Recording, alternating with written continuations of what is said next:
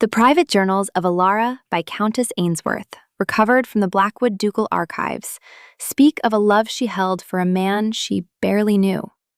For 3 seasons she had loved him quietly, a silent devotion offered up to a phantom. He was Alistair, the Duke of Blackwood, a man carved from winter frost and shadow, a recluse whose immense power was felt throughout society even in his absence. She loved him from the cold and lonely rooms of her husband's townhouse, a gilded cage where her spirit was slowly being starved of light. Her marriage to Viscount Corbin Ainsworth had been a transaction, a bargain struck by her late father to settle a debt. She had brought with her a modest dowry and a quiet, scholarly nature, both of which her husband and his mother, the Dowager Viscountess, found profoundly disappointing. They had wanted a glittering heiress, a diamond of the first water, who would propel their tarnished name back into the highest echelons of the ton. Instead, they got Alara, a woman they deemed as plain and uninteresting as a fieldstone, possessing a library of thoughts in a world that only valued a lexicon of gossip. Corbin was a man of weak will and strong appetites, his charm a thin veneer over a core of casual cruelty.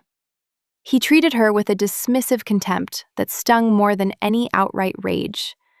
She was a piece of furniture in his house, a necessary but unvalued fixture.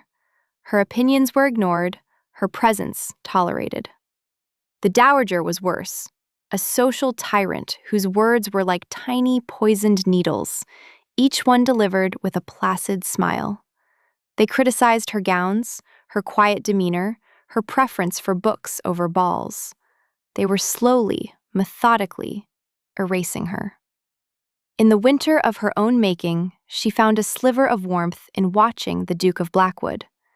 She saw him on his rare excursions into town, a tall, severe figure on a black stallion, his face a mask of aristocratic indifference. Whispers followed him like his own shadow. They said he was heartbroken, that he had locked himself away after the death of his first wife years ago. They said he was cold, ruthless, a man made of iron and ice. But Alara saw something else. She saw a profound loneliness that mirrored her own, a self-imposed exile that she, in her gilded prison, understood completely. Her love was not the breathless fantasy of a young girl.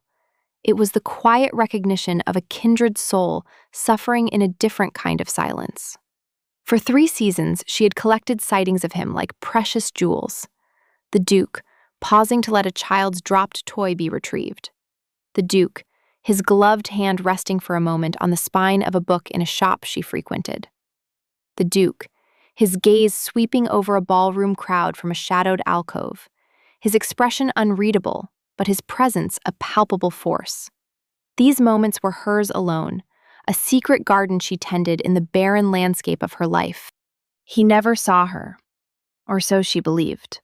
She was, after all, invisible. The impending event that hung over the season was the Duke's annual solstice ball, the one and only time he opened the gates of his formidable estate, Blackwood Manor, to society. It was an invitation that was both a command and a prize. Corbin and his mother were desperate to solidify their standing, and attendance was paramount. For Alara, the thought of entering his world, of walking the halls he walked, was both a terror and a thrill. It felt like a pilgrimage to a holy site she had only ever worshipped from afar. She did not know it would become the stage for her execution and her resurrection. The night of the ball was a masterpiece of cold splendor. Snow dusted the ancient oaks lining the drive to Blackwood Manor, and the house itself rose against the winter sky like a fortress of granite and glittering light. Inside, chandeliers dripped diamonds of crystal fire over a sea of silks and velvets. The air was thick with the scent of pine, beeswax, and expensive perfume. Alara felt smaller than ever, a brown wren in a flock of peacocks. Her gown, a deep sapphire velvet chosen by her mother-in-law, felt like a costume for a role she did not know how to play. Corbin had already abandoned her for a more vivacious group, leaving her adrift near a colonnade of marble pillars. She found a small, unoccupied terrace, seeking a moment of respite from the oppressive heat and noise of the ballroom. The air was bitingly cold, a welcome shock to her senses. Below her, a formal garden lay sleeping under a blanket of snow, its geometric patterns softened into gentle white curves. It was out here, in the freezing quiet, that the gilded cage finally broke. She heard voices from the adjoining terrace, shielded from her by a thick wall of ivy. It was Corbin, his tone smug and careless, and his mother, her voice a blade of chilled steel. "She is becoming a liability, Corbin," the dowager said. "Her mousy ways reflect poorly on us. Look at her tonight, clinging to the walls like a frightened servant." "Patience, mother," Corbin slurred, his voice thick with champagne. "Her dowry has settled the most pressing of my debts, and tonight I have secured a far greater prize. Lady Annalise's father has all but agreed. Her fortune will make us kings." A cold dread, far colder than the winter air, began to seep into Alara's bones. Lady Annalise was a dazzling, flame-haired heiress Corbin had been fawning over all evening. "And what of your wife?" the dowager pressed. "You cannot simply cast her aside. There will be a scandal." "What of her?" Corbin laughed, a short, ugly sound. "She is a provincial bore. I will find a way. An accident, perhaps. A slow decline in some forgotten country house. She is fragile. No one would be surprised if her constitution simply failed. She will be gone by spring, I promise you. My life can finally begin." The words struck Alara with the force of a physical blow. Fragile. An accident. Gone by spring. It was not just that he was casting her aside. It was the casual, unfeeling cruelty of the plan. He was not merely ending their marriage. He was plotting to end her. The love she had nurtured for the distant Duke felt like a foolish, childish dream. The quiet dignity she had clung to felt like weakness. Everything inside her went still and silent, the way a frozen lake is silent before the ice cracks. She did not gasp. She did not cry. A glacial calm settled over her. The hurt was so immense it transcended pain, crystallizing into something hard and clear. Resolve. The brown wren was dead. In its place, something new and formidable was stirring. She turned from the terrace, her movements deliberate and unnervingly steady. She would not give them the satisfaction of a scene. She would not be the fragile creature they imagined. She walked back into the ballroom, her head held high, her spine a rod of iron. She scanned the crowd, not for her husband, but for the exit. Her only thought was to escape, to put as much distance as possible between herself and the man who had just sentenced her to a quiet death. Her gaze, sweeping the room, accidentally snagged on a pair of eyes, watching her from the shadows of the grand staircase. It was him, the Duke of Blackwood. He was not a phantom tonight. He was intensely, unnervingly real. Dressed in severe black, he stood apart from the throng, a panther observing a flock of sheep. And he was looking directly at her. There was no mistaking it. His eyes, the color of a winter storm, held hers for a breathtaking second. She saw not indifference, but a flicker of something sharp and knowing, an unnerving perception that made her feel as though he had been on that frozen terrace with her, had heard every venomous word. The connection shattered as quickly as it formed. Humiliation, sharp and hot, washed over her. He had seen her. He had seen her husband discard her. He had seen everything. She turned and fled. She did not run, but walked with a speed and purpose that parted the crowds before her. She retrieved her cloak, ignoring the questioning look of the footman, and pushed out into the biting cold of the night. She had no plan, no destination. She only knew she could not spend another second under that roof, in that life. The snow was falling faster now, thick flakes that melted on her hot cheeks. She stumbled down the long, winding drive, her thin slippers useless against the frozen ground. The distant sounds of the orchestra faded, replaced by the howling of the wind. A carriage, its lamps cutting twin beams through the swirling snow, thundered up the drive behind her. It slowed, pulling alongside her, and the door was thrown open from within. "Viscountess," a deep voice commanded, cutting through the wind. "Get in." It was the Duke of Blackwood. He leaned out from the dark interior of the carriage, his face stark and grim in the lamplight. It was not a request. It was an order, delivered with an authority that allowed for no argument. For a moment, she froze, caught between the devil she knew and this formidable, intimidating stranger. But the memory of Corbin's laughter was more terrifying than any phantom duke. She gathered her skirts and allowed the liveried footman to help her into the unimaginable luxury of the carriage. The door closed with a solid, final thud, shutting out the storm. The interior was a cocoon of dark leather and warm wool, silent save for the drumming of the horses' hooves and the creak of the harnesses. The Duke sat opposite her, an imposing silhouette. He did not speak immediately, but simply watched her, his gaze intense. He had shed the mask of indifference. What remained was something far more unsettling, a focused, almost predatory concern. "You are freezing," he stated, his voice a low baritone. He reached over and tucked a heavy cashmere lap blanket around her trembling form.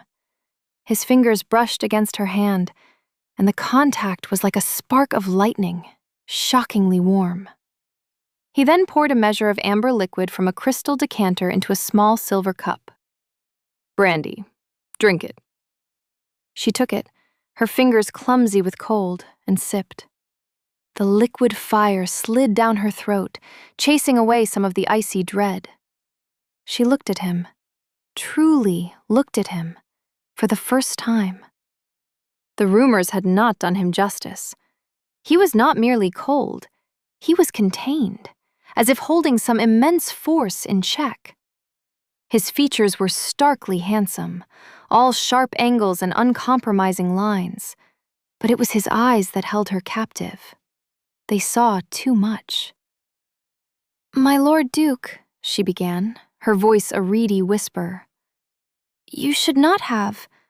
My husband—" "Your husband," he interrupted, his tone glacial, "is a fool and a coward. We will not speak of him." The finality in his voice was absolute. It was as if he had pronounced a sentence. A strange sense of safety, something she had not felt in years, began to settle over her. Here, in the dark, with this intimidating man, she felt more protected than she ever had in her own home. The carriage did not turn back towards the manor, nor did it head towards London. It continued on, deeper into the vast, snow-covered estate. "Where are you taking me?" she asked, a tremor of fear returning. "To a place you will be warm and safe," he said simply. "My steward's lodge is nearby. It is empty tonight." He spoke the truth. The carriage soon stopped before a handsome stone cottage, smoke curling from its chimney. A fire was already roaring in the hearth when he led her inside, the flames casting a warm, dancing light over a room filled with books and comfortable, well-worn furniture. It was a sanctuary. He removed her damp cloak and pushed a deep armchair closer to the fire for her. He moved with a quiet efficiency, a man accustomed to command. Yet his actions were steeped in an unexpected gentleness.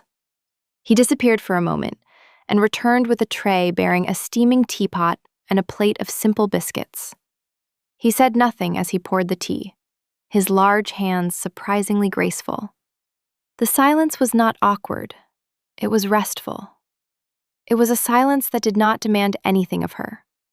For the first time in 3 years, she felt she could simply be. "I heard them, you know," he said suddenly, his voice soft. He was standing by the mantelpiece, staring into the flames. On the terrace. I was in the library. The window was ajar. Shame, hot and overwhelming, flooded her. He had heard it all. The humiliation was absolute. She bent her head, unable to meet his gaze. "Then you know what a fool I have been," she whispered, her voice thick with unshed tears.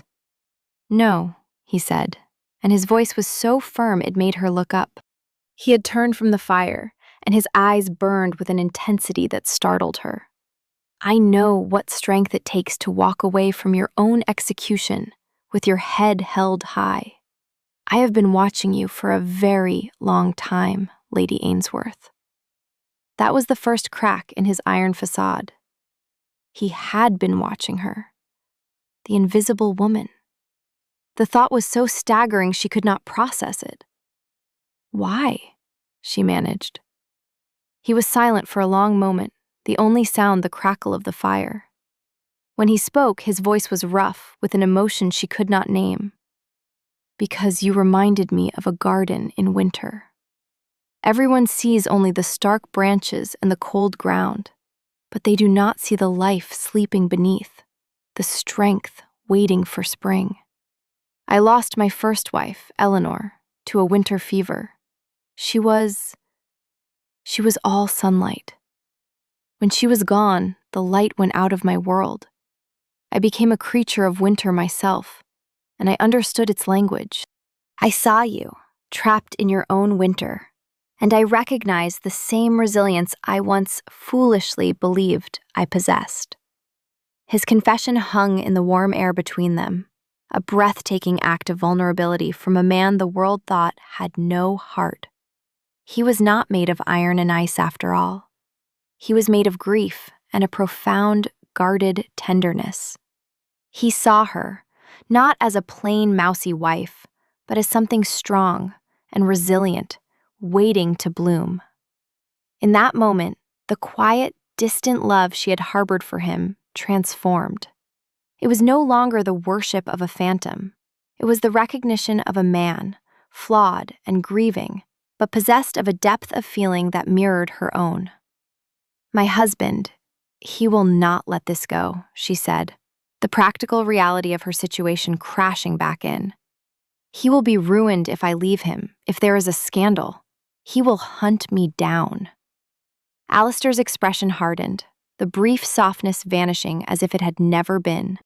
The Iron Duke was back. But now she understood the fire he kept banked within. "Let him try," he said, and his voice was the sound of a vault door closing. She stayed in the steward's lodge for 2 days, a strange, suspended period of peace. The Duke's formidable housekeeper, a woman with a face like a carved apple and eyes that missed nothing, brought her meals and a selection of simple, elegant gowns from some forgotten trousseau. Ilara spent the hours reading by the fire, walking in the walled garden behind the cottage, and feeling a sense of self she had long forgotten. The Duke visited each evening. He would not stay long, but he would bring her a book he thought she might enjoy, or a hothouse flower from his conservatory. They were small, quiet acts of care, but they spoke volumes more than any flowery declaration. They were rebuilding her, piece by piece, with silent consideration. On the 3rd morning, the peace was shattered. She was arranging a few winter roses in a vase when she heard the crunch of carriage wheels on the gravel drive, followed by angry, shouting voices. Her blood ran cold. It was Corbin. He had found her. She saw him through the window, his face contorted with rage, the Dowager Viscountess at his side, her expression one of pure venom. They were trying to push past 2 stone-faced footmen who blocked the cottage door. The door to the lodge opened, but it was not the footman who entered. It was Duke Alistair. He had seemingly appeared from nowhere, his presence instantly commanding the space. He was dressed for riding, but his calm demeanor was more intimidating than any armor. "This is a private residence, Ainsworth," Alistair said, his voice dangerously quiet. "You are trespassing." "I have come for my wife," Corbin snarled, trying to shoulder his way past the Duke. "She is my property. You will release her to me at once, or I will have the law on you, Duke or no Duke." Alistair did not move a muscle. He simply looked at Corbin with an expression of profound contempt. "Your wife is a guest in my home. She is here of her own free will, and she will leave only when she chooses to." He glanced at Alara, a silent question in his eyes. She met his gaze and gave a small, almost imperceptible shake of her head. That was all he needed. "You see," the Duke said, turning his attention back to Corbin, "the lady wishes to remain." "This is an outrage, an abduction!" the Dowager shrieked, her carefully constructed composure cracking. "You will be ruined, Blackwood. We will see to it." Alistair almost smiled. It was a chilling sight, devoid of all humor. "I think not. You see, Viscount, for the past year, I have taken a particular interest in your rather precarious financial affairs. It is amazing what a man with unlimited resources can acquire if he is patient." He produced a thick sheaf of papers from inside his coat and held them up. "I now own every one of your gambling debts, your mortgages, the notes on your father's failing estates. Every last shilling. You are, to put it plainly, ruined. You own nothing but the clothes on your back, and I suspect they are not yet paid for." Corbin stared at the papers, his face draining of all color. He looked from the documents to the Duke, his mouth opening and closing like a landed fish. The blustering rage evaporated, replaced by a dawning, pathetic terror. You cannot," he stammered. "I can," Alistair stated, his voice like the crack of a whip. "And I have. You will leave my property now. If you ever bother Lady Ainsworth again, if you so much as speak her name in public, I will call in every one of these notes, and I will see you and your mother in a debtor's prison before the week is out. Am I clear?" It was a complete and total annihilation, delivered with the cold precision of a master strategist. Corbin was broken. He stumbled back, his bravado utterly gone, pulling his aghast mother with him. They scrambled back into their carriage and fled like the vermin they were. Silence descended on the cottage once more. Alara stood, her heart hammering against her ribs, watching the Duke as he calmly placed the papers on the mantelpiece. He had unleashed his full power, not for conquest or gain, but for her, to protect her. The sheer scale of his intervention left her breathless. He turned to face her, his expression softening once more as he took in her shocked face. He crossed the room in 2 long strides and stopped before her. "Alara," he said, using her given name for the first time. The sound of it on his lips was both startling and deeply intimate. "This is not over. He is a desperate man, and his pride is all he has left. There is only one way to protect you permanently, to give you the power and position to be entirely untouchable." He took her hands in his. They were warm and strong. "I am asking you to be my wife, to be my Duchess." It was not a proposal born of passion in the conventional sense, but of something far deeper. It was an offering of sanctuary, of partnership, of absolute protection. It was a promise that she would never be invisible or powerless again. But beneath the practical declaration, she saw in his eyes the truth he had confessed by the firelight, the lonely man of winter seeking the resilient flower that could bloom in the snow. And in that moment, she knew her quiet, 3-season love had been a prelude. Her heart, which she thought had turned to ice on that terrace, began to beat with a new and powerful rhythm. The love she had felt for the phantom was gone. In its place was a burgeoning love for the man, Alistair. "Yes," she whispered, her voice clear and firm. "Yes." The final reckoning was not to be a private affair. Alistair understood that for Alara to be truly free, Corbin's power over her, both legal and social, had to be publicly and irrevocably dismantled. He arranged it with the same ruthless efficiency with which he had acquired Corbin's debts.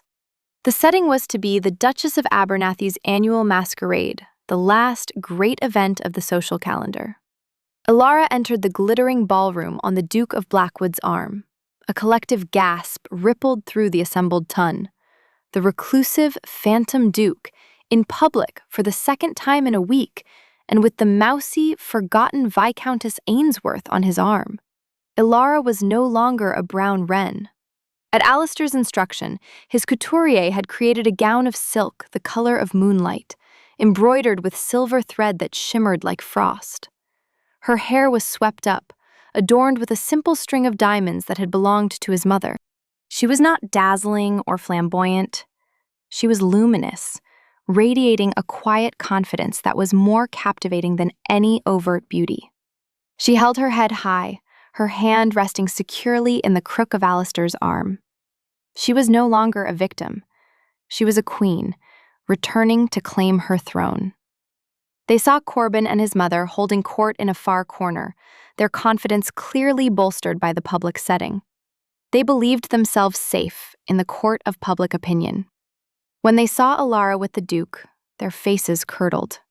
Corbin, white-faced and trembling with a mixture of fear and fury, strode towards them, determined to make a scene and reclaim some semblance of control. "What is the meaning of this?" he demanded, his voice loud enough to draw the attention of everyone nearby. "My wife, on the arm of another man. It is a disgrace." Alistair regarded him with a look of pure Arctic cold. "Your wife?" he said, his voice carrying easily in the sudden hush. "I believe you are mistaken, Ainsworth.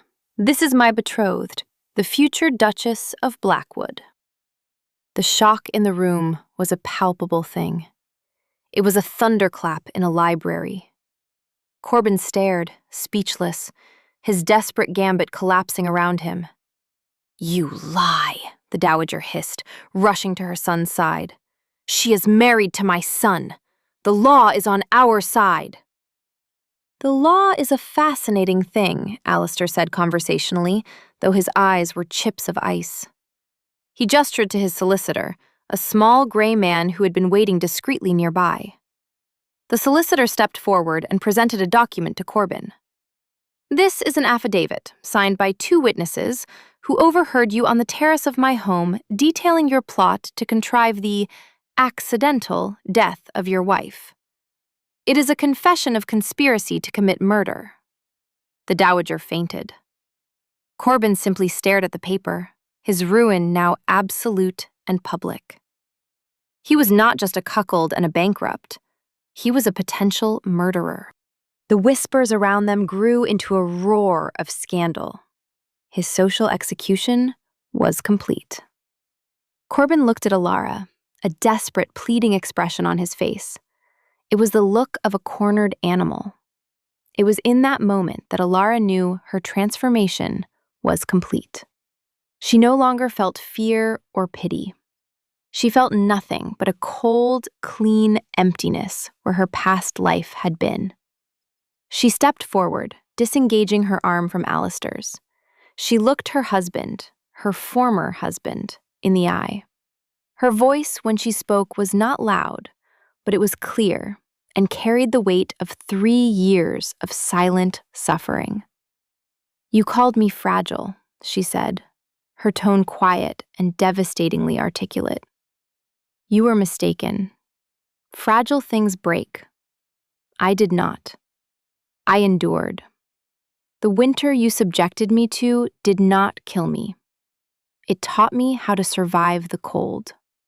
She turned her back on him then, a final, regal dismissal. She took Alistair's offered arm, and together, they walked away. leaving the wreckage of Corbin Ainsworth's life smoldering behind them. They were married a week later in the private chapel at Blackwood Manor. It was a small ceremony, attended only by the pragmatic doctor who had once tended to Alara's nervous disposition, and the formidable housekeeper who now looked at her with open admiration.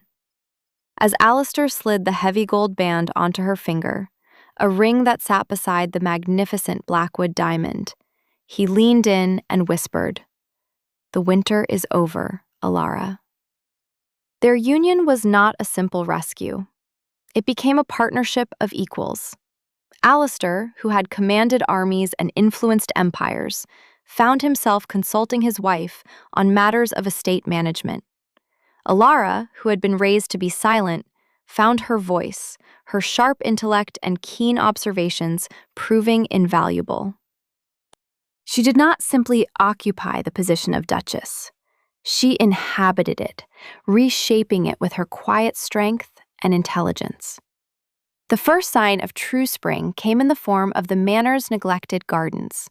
The formal rose garden, which had been his first wife's passion, had been left to grow wild, a thorny testament to Alistair's enduring grief. Alara did not try to restore it to its former glory. Instead, she began to work alongside the gardeners, tending to the overgrown beds, her hands in the rich soil. She nurtured the resilient old rootstock, pruned the dead wood, and planted new, hardier varieties among the old. She was not replacing the past, she was integrating it into a new, stronger future. One cool afternoon, Alistair found her there, a smudge of dirt on her cheek and a look of deep contentment on her face. He watched her for a long time, this woman who had survived her own winter and was now bringing life back to his. The last of the ice around his heart finally melted. He went to her, took her dirt-stained hands in his, and kissed her. It was not their first kiss as husband and wife, but it was the first one that was not about sanctuary or safety. It was a kiss of profound, breathtaking love, a promise of 1,000 springs to come. News from London arrived via letter, as it always did. Viscount Ainsworth, utterly ruined and socially ostracized, had fled to the continent with his mother, living in obscurity and poverty. Lady Annalise had swiftly married a Scottish earl. The world they had tried to conquer had forgotten them entirely. Alara read the letter and felt a distant, detached pity before setting it aside. They belonged to a different life, a different woman. That evening, as they sat before the fire in the great library, the same room from which he had first witnessed her strength, she rested her head against his shoulder. The room was filled with the scent of old paper and wood smoke, a perfume of peace and belonging. "I loved you for 3 seasons, you know," she murmured, tracing the pattern on the velvet of his jacket. "As a distant idea, a phantom." He turned his head, his lips brushing her hair. "And now?" "Now I love the man who brings me tea and thinks my opinions on crop rotation are fascinating," she said with a soft laugh. He grew serious, his hand covering hers. "The day you stopped loving the phantom, Alara, was the day my life truly began. I had been living in a mausoleum of my own design. You walked in and threw open the windows." The archives of Blackwood Manor hold many grand histories of dukes and duchesses, of wars and politics.